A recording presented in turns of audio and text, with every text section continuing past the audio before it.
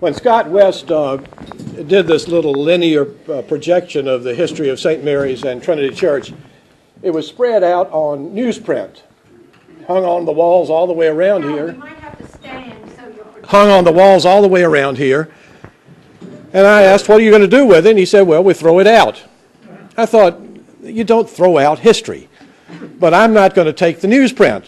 So I brought my camera over and took a picture of each of the newsprints. And then when Torrance came on board, I said, Torrance, here's a history of St. Mary's and Trinity that was compiled by Scott West, and I thought you might like to have it.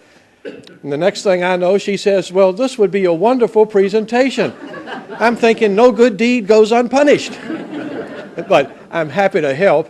And what we have here are some notes that Scott collected from all of us, and I'm hopeful that maybe we can have an interactive evening. That is, as I put material on the board and comment briefly on it from my perspective, and it's a very thin perspective, folks like Craig Giese or Eleanor or Paige or others of us can add comments as appropriate, just to fill in the blanks.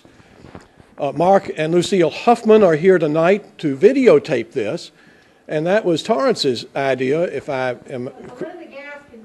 All right, but the point is that if we don't collect history, we're going to forget it. So it really is important to make a record of what it is that we know and who it is that we are. So with that in mind, let me just take you on a little Cook's tour. This first picture was obviously St. Mary's Whitechapel, but it's then and now.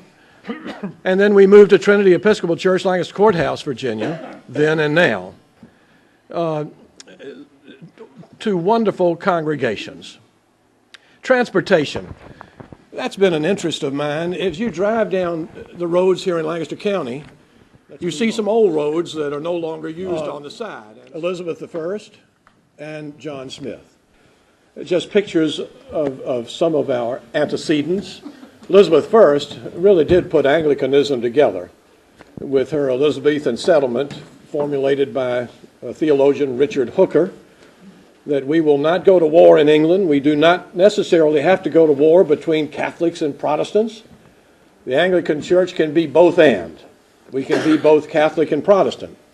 And you'll see a little hint of that coming up later, because there was a time early on in Trinity's life when one did not have flowers in church. But in 1902, upon a bishop's visit, this popish notion of flowers appeared on the altar at Trinity, which again, it's a part of the richness of our tradition that we're both Protestant and Catholic, although in the last 300 years, we've been moving more and more towards the Catholic side of our tradition.